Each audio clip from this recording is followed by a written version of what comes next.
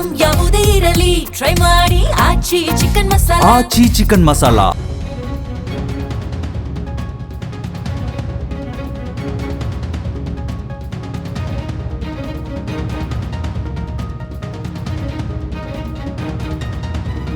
America ಅಥವಾ Israel ಮತ್ತೆ ದಾಳಿ ನಡೆಸಿದ್ರೆ ಇರಾನ್ ತನ್ನ ಯುರೇನಿಯಂ ಸಂಗ್ರಹವನ್ನ 90% ಶುದ್ಧತೆಗೆ ಅಂದ್ರೆ ಅಣ್ವಸ್ತ್ರ ಮಟ್ಟದ ಸಮೃದ್ಧೀಕರಣಕ್ಕೆ ಏರಿಸಬಹುದು ಎಂದು ಎಚ್ಚರಿಕೆ ನೀಡಿದೆ.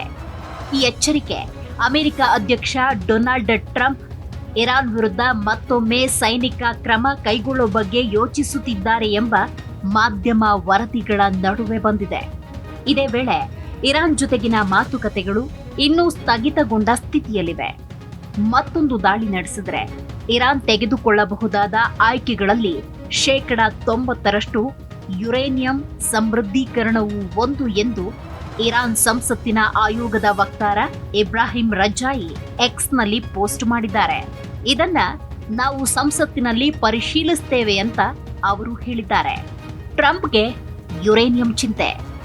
ಟ್ರಂಪ್ ಇರಾನ್ನ ನ್ಯೂಕ್ಲಿಯರ್ ಡಸ್ಟ್ ಎಂದು ಕರೆಯುವ ಸಮೃದ್ಧೀಕೃತ ಯುರೇನಿಯಂ ಸಂಗ್ರಹವನ್ನೇ ಟೆಹರಾನ್ನ ಇಸ್ಲಾಮಿಕ್ ಆಡಳಿತದ ವಿರುದ್ಧ ಯುದ್ಧಕ್ಕೆ ಕಾರಣವೆಂದು ಉಲ್ಲೇಖಿಸಿದ್ದಾರೆ. ಈಗ ಈ ಸಂಘರ್ಷ 70 ದಿನಗಳಿಗಿಂತ ಹೆಚ್ಚು ಕಾಲ ಮುಂದುವರೆದಿದೆ. ಇರಾನ್ಗೆ ಅಣ್ವಸ್ತ್ರ ಅಭಿವೃದ್ಧಿಪಡಿಸಲು ಅವಕಾಶ ನೀಡುವುದಿಲ್ಲ ಎಂದು ಟ್ರಂಪ್ ಹಠಾತ್ ಆಗಿ ಹೇಳಿದ್ದಾರೆ. ಇರಾನ್ಗೆ ಅಣ್ವಸ್ತ್ರ ಹೊಂದಲು ನಾವು ಅವಕಾಶ ನೀಡುವುದಿಲ್ಲ ಎಂದು ಟ್ರಂಪ್ ಹೇಳಿದ್ದಾರೆ. ಈ ವಾರದ ಆರಂಭದಲ್ಲಿ ಪತ್ರಕರ್ತರೊಂದಿಗೆ ಮಾತನಾಡಿದ ಅವರು ಅಮೆರಿಕ ಇರಾನ್ನ ಯುರೇನಿಯಂ ಸಂಗ್ರಹದ ಮೇಲೆ ತೀವ್ರ ನಿಗಾ ಇಟ್ಟಿದೆ ಅಂತ ಹೇಳಿದ್ದಾರೆ. ಯಾರಾದ್ರೂ ಆ ಪ್ರದೇಶದತ್ತ ಬಂದ್ರೆ ನಮಗೆ ಗೊತ್ತಾಗತ್ತೆ ಮತ್ತು ನಾವು ಅವರನ್ನ ಧ್ವಂಸ ಮಾಡ್ತೇವೆ ಅಂತ ಎಚ್ಚರಿಸಿದ್ದಾರೆ. ಇತ್ತೀಚೆಗೆ ಡೊನಾಲ್ಡ್ ಟ್ರಂಪ್ ಮಧ್ಯಪ್ರಾಚ್ಯದ ಯುದ್ಧ ವಿರಾಮ ಒಪ್ಪಂದ ಜೀವನಾಧಾರದಲ್ಲಿದೆ ಅಂತ ಎಚ್ಚರಿಸಿದ್ರು. ಕಾರಣ ಇರಾನ್ ನೀಡಿದ ಇತ್ತೀಚಿನ ಪ್ರಸ್ತಾವನೆಯನ್ನ ಅವರು ತಿರಸ್ಕರಿಸಿದ್ರು. ಇದೇ ವೇಳೆ ಯಾವುದೇ ದಾಳಿಗೆ ತಕ್ಷಣ ಪ್ರತಿಕ್ರಿಯಿಸಲು ತಮ್ಮ ಸೇನೆ ಸಿದ್ಧವಾಗಿದೆ ಅಂತ ಇರಾನ್ ಕೂಡ ತಿಳಿಸಿದೆ. ಇನ್ನು ಇದೇ ವಿಚಾರಕ್ಕೆ ಸಂಬಂಧಪಟ್ಟಂತೆ ಇರಾನ್ ನೀಡಿದ ಪ್ರತಿ ಪ್ರಸ್ತಾವನೆಯಲ್ಲಿ ತನ್ನ ಅತ್ಯಧಿಕ ಸಮೃದ್ಧೀಕೃತ ಯುರೇನಿಯಂನ ಒಂದು ಭಾಗವನ್ನ ದುರ್ಬಲಗೊಳಿಸುವ ಸಾಧ್ಯತೆ ಕೂಡ ಸೇರಿತ್ತು. ಉಳಿದ ಭಾಗವನ್ನ ತಾತ್ಕಾಲಿಕವಾಗಿ 3ನೇ ದೇಶಕ್ಕೆ ವರ್ಗಾಯಿಸುವ ಪ್ರಸ್ತಾಪ ಕೂಡ ಇತ್ತು. ಟ್ರಂಪ್ ತಮ್ಮ ಮೊದಲ ಅವಧಿಯಲ್ಲಿ ಅಧ್ಯಕ್ಷರಾಗಿದ್ದಾಗ ವಾಷಿಂಗ್ಟನ್ ಅನ್ನ ಟೆಹರಾನ್ನೊಂದಿಗೆ ಮಾಡಿಕೊಂಡಿದ್ದ ಅಣು ಒಪ್ಪಂದದಿಂದ ಹೊರತೆಗೆದ ಬಳಿಕ ಕಳೆದ 8 ವರ್ಷಗಳಲ್ಲಿ ಇರಾನ್ ಸುಮಾರು 22,000 ಪೌಂಡ್ಗಳು ಅಥವಾ 11,000 ಕಿಲೋಗ್ರಾಂಗಳಷ್ಟು ಸಮೃದ್ಧೀಕೃತ ಯುರೇನಿಯಂ ಸಂಗ್ರಹಿಸಿದೆ ಅನ್ನೋ ಮಾಹಿತಿ ಇದೆ. ಇರಾನ್ 2006ರಲ್ಲಿ ಕೈಗಾರಿಕಾ ಮಟ್ಟದಲ್ಲಿ ಯುರೇನಿಯಂ ಸಮೃದ್ಧೀಕರಣ ಪ್ರಕ್ರಿಯೆ ಆರಂಭ ಮಾಡಿತು. ಇದರ ಉದ್ದೇಶ ಶಾಂತಿಯುತವಾಗಿದೆ ಎಂದು ಟೆಹರಾನ್ ಆಗಾಗ ಹೇಳ್ತಾ ಇತ್ತು. ಆದರೆ ವಿಶ್ವಸಂಸ್ಥೆಯ ಅಣು ನಿಗಾ ಸಂಸ್ಥೆಯಾದ ಇಂಟರ್ನ್ಯಾಷನಲ್ ಅಟೋಮಿಕ್ ಎನರ್ಜಿ ಏಜೆನ್ಸಿ ವರದಿಗಳ ಪ್ರಕಾರ ವರ್ಷಗಳ ಕಾಲ ಇರಾನ್ನ ಯುರೇನಿಯಂ ಸಂಗ್ರಹ ನಿರಂತರವಾಗಿ ಹೆಚ್ಚುತ್ತಲೇ ಬಂದಿದೆ. 2010ರಲ್ಲಿ ಟೆಹರಾನ್ ಯುರೇನಿಯಂ ಅನ್ನ 20% ಸಮೃದ್ಧೀಕರಿಸಲು ಆರಂಭಿಸುವುದಾಗಿ ಘೋಷಿಸಿತು. ಸಂಶೋಧನಾ ರಿಯಾಕ್ಟರ್ಗಳಿಗೆ ಇಂಧನ ತಯಾರಿಸಲು ಇದನ್ನ ಬಳಸಲಾಗುತ್ತೆ ಅಂತ ತಿಳಿಸಿತು. ಈ ಮಟ್ಟವನ್ನೇ ನಾಗರಿಕ ಮತ್ತು ಸೈನಿಕ ಬಳಕೆಯ ನಡುವಿನ ಅಧಿಕೃತ ಗಡಿ ಎಂದು ಪರಿಗಣಿಸಲಾಗುತ್ತೆ. ವಿಶ್ವಸಂಸ್ಥೆಯ ಅಣು ನಿಗಾ ಸಂಸ್ಥೆಯ ಅಂದಾಜಿನ ಪ್ರಕಾರ ಇರಾನ್ನ ಸಂಗ್ರಹದಲ್ಲಿರುವ 440 ಕಿಲೋಗ್ರಾಂ ಯುರೇನಿಯಂ 60% ಶುದ್ಧತೆಯವರೆಗೆ ಸಮೃದ್ಧೀಕರಿಸಲಾಗಿದೆ. ಇದು ಅಣ್ವಸ್ತ್ರ ಮಟ್ಟದ 90% ಶುದ್ಧತೆಯನ್ನ ತಲುಪಲು ಕೇವಲ ಸಣ್ಣ ತಾಂತ್ರಿಕ ಹಂತ ಮಾತ್ರ ಉಳಿದಿದೆ ಎಂಬುದನ್ನು ಸೂಚಿಸುತ್ತೆ. ಯುರೇನಿಯಂ ಸಮೃದ್ಧೀಕರಣದ ಮಟ್ಟ ಏರಿದ ಹಾಗೆ ಅದನ್ನ ಇನ್ನಷ್ಟು ಸಮೃದ್ಧೀಕರಿಸುವುದು ಸುಲಭವಾಗುತ್ತೆ. ಶೂನ್ಯದಿಂದ 20% ಶುದ್ಧತೆ ತಲುಪುವುದು ತುಂಬಾನೇ ಕಷ್ಟಕರ.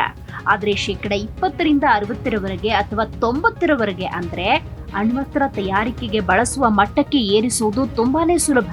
2021ರ ಜೂನ್ನಲ್ಲಿ ಆಗಿನ ಇರಾನ್ ಅಧ್ಯಕ್ಷ ಹಸನ್ ರುಹಾನಿ ಟೆಹರಾನ್ ಅಗತ್ಯ ಇದ್ರೆ 90% ಮಟ್ಟದವರೆಗೆ ಯುರೇನಿಯಂ ಸಮೃದ್ಧೀಕರಿಸಬಹುದು ಅಂತ ಒಪ್ಪಿಕೊಂಡಿದ್ರು. ಇದರ ಜೊತೆಗೆ 2015ರ ಅಣು ಒಪ್ಪಂದವನ್ನ ಪುನರುಜ್ಜೀವನಗೊಳಿಸಲು ಇರಾನ್ ಇನ್ನೂ ಬಯಸುತ್ತೆ ಅಂತ ಹೇಳಿದ್ರು. ಆ ಒಪ್ಪಂದದ ಅಡಿ ಇರಾನ್ ತನ್ನ ಅಣು ಚಟುವಟಿಕೆಗಳನ್ನ ಮಿತಿಗೊಳಿಸುವ ಬದಲಿಗೆ ಆರ್ಥಿಕ ನಿರ್ಬಂಧಗಳನ್ನ ತೆಗೆದುಹಾಕುವ ವ್ಯವಸ್ಥೆ ಇತ್ತು. ಇರಾನ್ನ ಅಟಾಮಿಕ್ ಎನರ್ಜಿ ಸಂಸ್ಥೆ 20% ಮತ್ತು 60% ಮಟ್ಟದವರೆಗೆ ಯುರೇನಿಯಂ ಸಮೃದ್ಧೀಕರಿಸಬಹುದು. ಒಂದು ದಿನ ನಮ್ಮ ರಿಯಾಕ್ಟರ್ಗೆ ಅಗತ್ಯ ಇದ್ರೆ 90% ಶುದ್ಧತೆಯವರೆಗೂ ಕೂಡ ಸಮೃದ್ಧೀಕರಿಸಬಹುದು ಎಂದು ರೌಹಾನಿ ಸಚಿವ ಸಂಪುಟ ಸಭೆಯಲ್ಲಿ ಹೇಳಿದ್ದಾರೆ ಅಂತ ವರದಿಯಾಗಿದೆ. ಹಾಗಾದ್ರೆ ಇರಾನ್ನ ಯುರೇನಿಯಂ ಎಲ್ಲಿದೆ? ಇರಾನ್ನ ಯುರೇನಿಯಂ ಸಂಗ್ರಹದ ಸ್ಥಿತಿ ಇನ್ನೂ ರಹಸ್ಯವಾಗಿ ಉಳ್ಕೊಂಡಿದೆ. ಇಂಟರ್ನ್ಯಾಷನಲ್ ಅಟೋಮಿಕ್ ಎನರ್ಜಿ ಏಜೆನ್ಸಿ ಅಂದಾಜಿನ ಪ್ರಕಾರ ಇರಾನ್ನ ಹೆಚ್ಚಿನ ಯುರೇನಿಯಂ ಇನ್ನೂ ಅದರ ಇಸ್ಫಹಾನ್ ಅಣು ಸಮುಚ್ಚಯದಲ್ಲೇ ಇರುವ ಸಾಧ್ಯತೆ ಇದೆ. ಈ ಕೇಂದ್ರವು ಕಳೆದ ವರ್ಷದ ಜೂನ್ನಲ್ಲಿ ನಡೆದ ವೈಮಾನಿಕ ದಾಳಿಯಲ್ಲಿ ಗುರಿಯಾಗಿತ್ತು. ಇದೇ ವರ್ಷ ಅಮೆರಿಕ ಇಸ್ರೇಲ್ ದಾಳಿಗಳ ಸಮಯದಲ್ಲಿ ಕಡಿಮೆ ತೀವ್ರತೆಯ ದಾಳಿಗಳನ್ನು ಎದುರಿಸಿತ್ತು.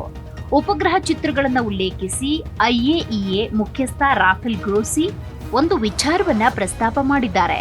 2025ರ ಜೂನ್ನಲ್ಲಿ 12 ದಿನಗಳ ಯುದ್ಧ ಆರಂಭ ಆದಾಗ ಇರಾನ್ನ ಅತ್ಯಧಿಕ ಸಮೃದ್ಧೀಕೃತ ಯುರೇನಿಯಂನ ಬಹುಪಾಲು ಅಲ್ಲೇ ಸಂಗ್ರಹಿಸಲಾಗಿತ್ತು ಮತ್ತು ಅದು ಆಗಿನಿಂದಲೂ ಅಲ್ಲಿಯೇ ಇದೆ ಎಂದು ಅಣು ನಿಗಾ ಸಂಸ್ಥೆ ನಂಬುತ್ತೆ ಅಂತ ಹೇಳಿದ್ರು. ಇದನ್ನ ಪರಿಶೀಲಿಸಲು ಸಾಧ್ಯವಾಗುತ್ತೆ ಅನ್ನೋ ನಂಬಿಕೆ ನನಗಿದೆ. ಆದ್ದರಿಂದ ನಾನು ಹೇಳ್ತಿರೋದು ನಮ್ಮ ಅತ್ಯುತ್ತಮ ಅಂದಾಜು ಮಾತ್ರ ಅಂತ ಗ್ರೋಸಿ ಕೂಡ ತಿಳಿಸಿದ್ದಾರೆ.